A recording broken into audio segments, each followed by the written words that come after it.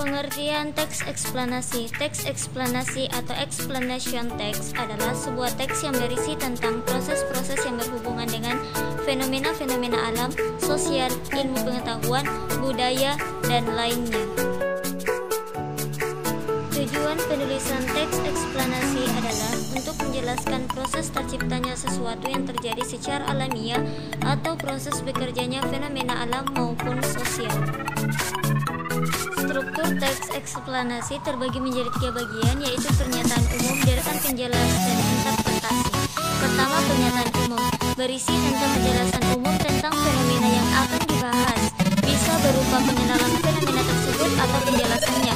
Penjelasan umum yang dituliskan dalam teks ini berupa gambaran secara umum tentang apa, mengapa, dan bagaimana proses peristiwa alam tersebut bisa terjadi. Kedua, deretan penjelas berisi tentang penjelasan proses mengapa fenomena tersebut bisa terjadi atau tercipta dan bisa terdiri lebih dari satu paragraf.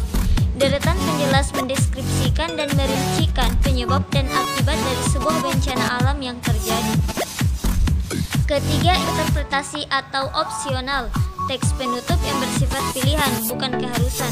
Teks penutup yang dimaksud adalah teks yang merupakan intisari atau kesimpulan dari pernyataan umum dan deretan penjelas. Opsionalnya dapat berupa tanggapan maupun mengambil kesimpulan atas pernyataan yang ada dalam teks tersebut. Dikutip dari Mahsun 2013. Ciri-ciri teks eksplanasi. Pertama, teks eksplanasi terdiri dari 3 unsur yang meliputi sebuah pernyataan umum, sebab, akibat, dan interpretasi. Kedua, informasi yang ada dalam teks eksplanasi berisi berdasarkan fakta. Ketiga, informasi yang ada dalam teks eksplanasi memiliki sifat objektif.